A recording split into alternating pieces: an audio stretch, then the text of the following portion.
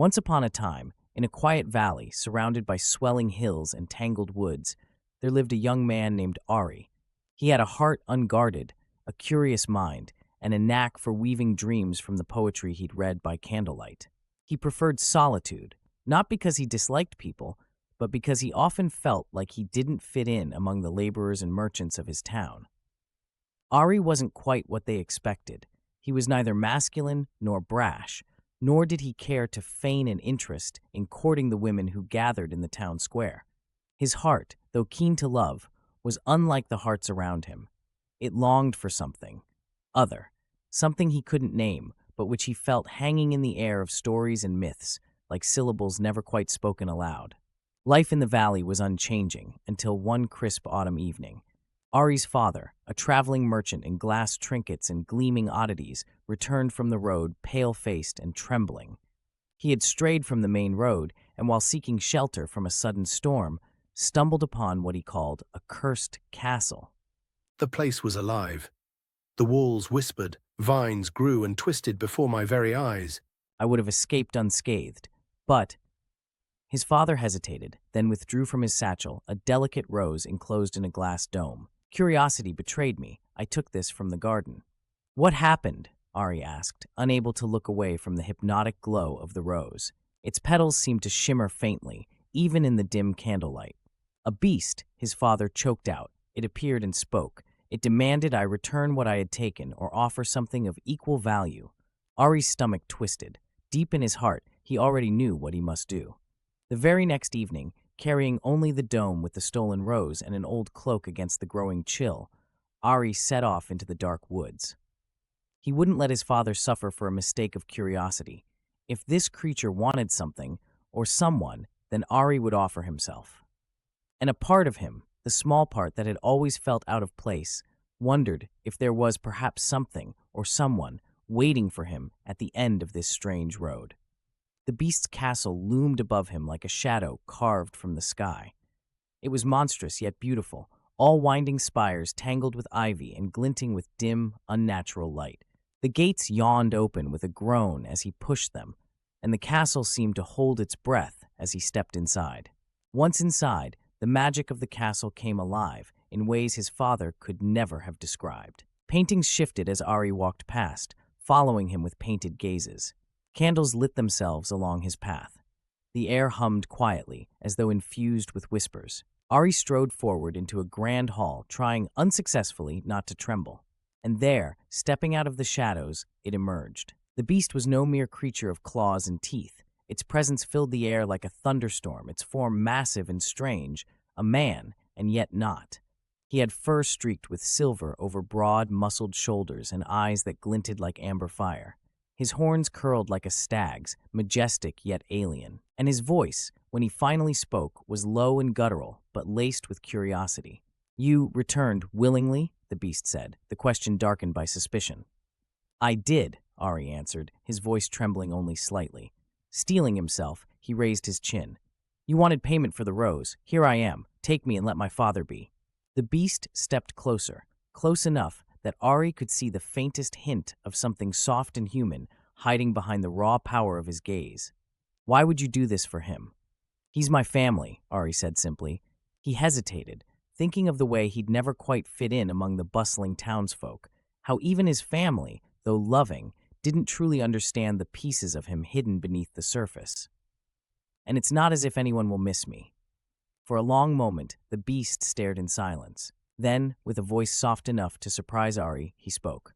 "You will stay," he said, "but not as a prisoner."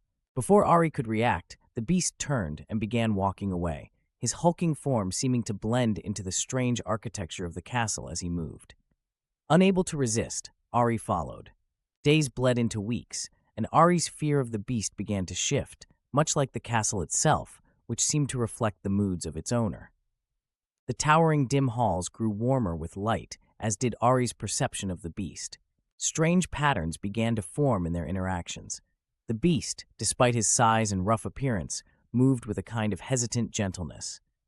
When he thought Ari wasn't looking, his expression softened, and something almost fragile peeked out from the hardness of his exterior. And Ari began to see beauty in him. Not the beauty of symmetry or stature, but the kind born of honesty. When the beast talked, always reluctantly at first, it was as though the castle breathlessly leaned in to listen. He spoke of a curse that bound him to this form, a curse inflicted for reasons he refused to share, of long years spent in isolation, growing colder with each passing winter. Ari listened, not out of pity, but because of something deeper, a connection as inevitable as light reaching through cracks. In return, Ari spoke of the pieces of himself that felt invisible in the valley. His words came in soft confessions. He spoke of how the townsfolk's expectations had never fit, how his heart quickened at the thought of a love that defied convention.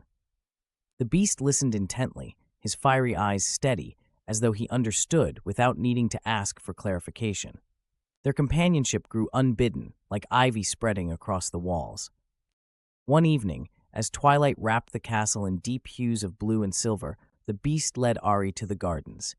They were wild, sprawling things that seemed half-tamed by magic, full of blooms that shimmered faintly under the starlight. In the center stood a great fountain, and next to it, a small stone bench. "Are you ever lonely?" Ari asked softly, watching the beast's profile as he stared at the cascading water. The beast didn't answer immediately. His shoulders seemed to droop under the weight of the question. "I was," he said eventually, "but not since you arrived." There it was, that same quiet sincerity that had been breaking down the walls between them since the moment they met. It made Ari's chest ache. "Why are you so kind to me?" Ari asked hesitantly. The beast turned to him, and for the first time, Ari thought he saw pain there. Pain, but something else too, something like longing. "Because you see me," he said, "not the claws or the curse, me. Perhaps it was the magic of the castle, or perhaps it was merely the courage of the heart. But in that moment, Ari stepped closer, reaching for the beast's hand. Clawed fingers intertwined tentatively with his own, and the world itself seemed to pause. "I always saw you," Ari whispered. The weeks that followed were filled with a kind of quiet joy, the castle coming to life around them as though responding to the warmth of their bond. And though neither of them said the word aloud, the truth settled into the air between them. This was love. But love, as the beast had once warned Ari, was not always enough to undo the past. One stormy night, Ari found the beast in the great hall, his form collapsed in shadow. The curse, he could sense, weighed heavier than ever. The castle seemed to mourn alongside him, its walls trembling faintly. "Ari," the beast rasped, his voice almost broken, "the curse cannot be broken." Ari knelt before him, reaching for his face, cradling it gently. "What is it you fear?" he asked. "That you'll leave," the beast admitted, his voice ragged. "That you'll wake one morning and see me only as this." Ari pressed his forehead gently against the beast's, his eyes closing. "Listen to me. I don't care what form you take. You are the only truth I've known." And when Ari kissed him, the storm outside broke, a strange stillness settling over the castle. In that stillness, the air around the beast seemed to shimmer, his hulking figure shifting, changing, until at last, the man beneath the curse stood before Ari. He was beautiful in the way only someone who has endured can be, his amber eyes still glinting with warmth. But Ari merely smiled. "I would have loved you either way," he whispered. The curse may have been lifted, but it wasn't love's triumph that defined their story. It was how love had sustained them, despite it. And together, in a castle now alive with light, they stepped into a future unburdened by loneliness.